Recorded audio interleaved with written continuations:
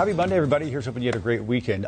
Listen, one of the most, I think, disheartening and disappointing things to come out of Helene in the last week or two, of course, is devastation, but then the human-created drama of misinformation. It's awful. Disinformation, and it's way too much. So upsetting and sickening. And so on a daily basis on our broadcast, we try to clarify some of these.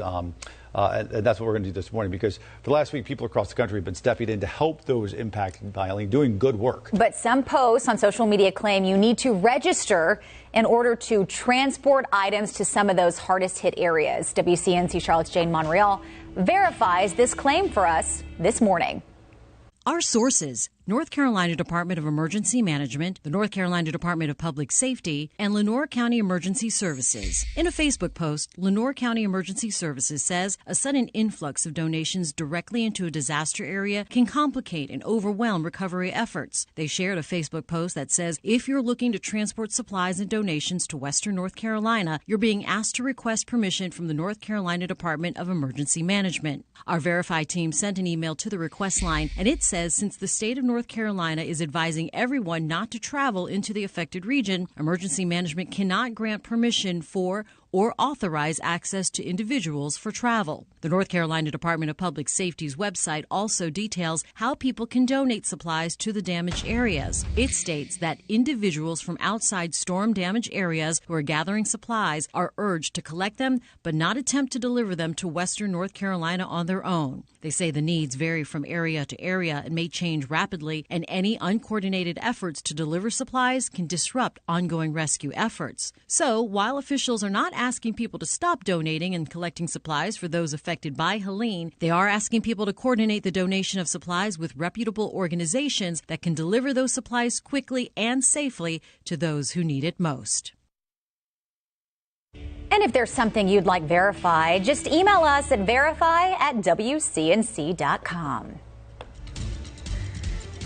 Weather impacts, we're dealing with another hurricane, unfortunately. This is the latest advisory just in a few minutes ago. Hurricane Milton, Category 3 hurricane. It's a major hurricane. Here we go. Still a pretty decent amount of distance away from Florida, especially somewhere, as you can see on the graphic right there, 180 miles northwest of Progreso, Mexico, which puts it about 600 miles from Tampa, Florida. Expected to continue to make a turn to the east and then a dramatic turn to the northeast over the next several days.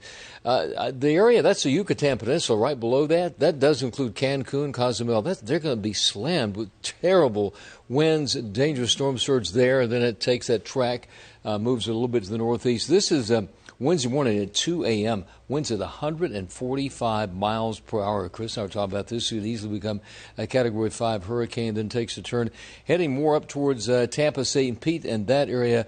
Landfall could be somewhere near Tampa. You can see that cone of uncertainty takes a pretty wide distance. So that's where the impacts will be felt, especially over the right front quadrant just south of Tampa. Heavy winds, dangerous storm surge, just a terrible situation there after they've already been through the previous one. So we do have these hurricane warnings in effect for Fort Myers, Tampa, all the way south near the Florida Keys and north of Tampa. So that's a hurricane warning. Then major impacts, extreme impacts from the wind, as you can see, between Fort Myers and Tampa. Those areas, many of those areas already hit. And then storm surge anywhere from about 9 to 12 feet. That's another major issue they're going to be dealing with there across Florida, especially on the west coast there. And you can see some of the storm surge potential there. These are estimates anywhere from, I would say, south of Sarasota all the way down to Fort Myers, and then south of there, 9 to 12-foot storm surge. That's devastating. Locally, for us, I think just rip currents along the coastal sections, so anywhere from Hilton Head all the way up to Virginia Beach. And when you look at the list of hurricanes and tropical storms down to Milton. Next is Nadine. By the way, it doesn't end until November 30th, so we could go through every one of those names. Chris has some more about the situation right now with Milton. Chris?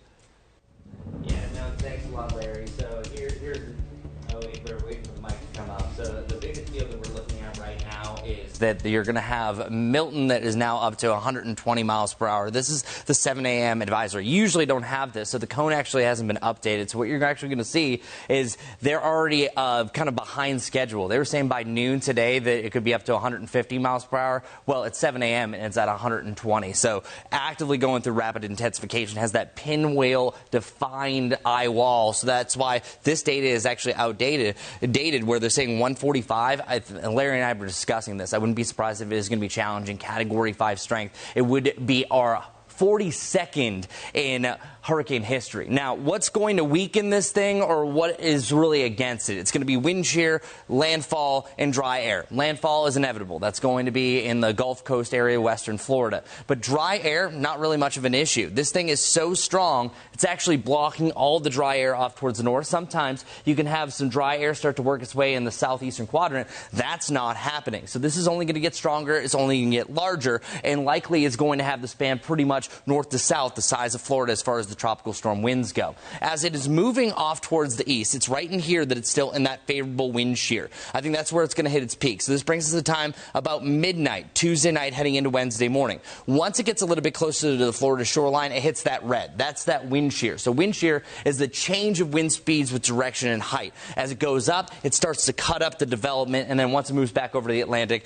it's going to dissipate because it doesn't have the right situation, the right setup. However, wouldn't be surprised if it goes in the middle of the Atlantic and becomes a hurricane once again after it drops to tropical storm strength. The steering currents is really unique. There's something called the polar jet stream and the tropical jet stream. Tropical jet stream is further down towards the south. This one right now is actually bending just down towards the south. But what it's going to do, it's going to move off towards the north and east. So that's why this is such a unique path that you usually don't see. It gets caught in that jet stream, and that's what's also going to make this fly across the state of Florida. That instead of it slowly drifting where flooding is more of a threat through rainfall, it still could easily dump up to 12 inches of rain, but it's not going to linger as much. We saw Charlie do this, Ian did this as well. They flew across the state, and that's going to be because of this jet stream right here. And the storm surge estimates, this is what we're really concerned about. Larry showed you this graphic, but I want to show you a little bit more detail. Depending where the storm is, it really doesn't matter. Even though it's Category 5 potentially at the peak, it still will have the storm surge as it bulges up. That'll crash it onshore. So even though the winds might technically weaken,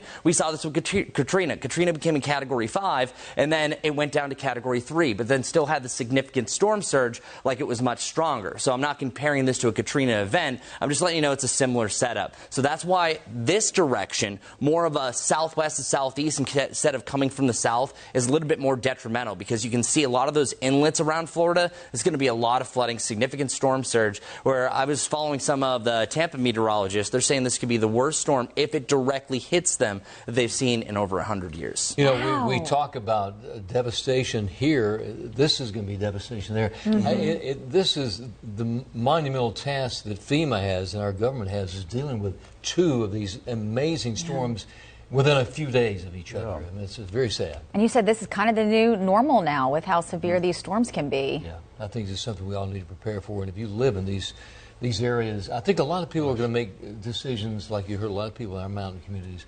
It's so devastated they may move away. Yeah. I remember in Katrina, I think I mentioned this one time before, when Katrina hit, we had about 2,000, 3,000 people at the old Charlotte Coliseum, not Bojangles, but the one that was torn down up Tybola.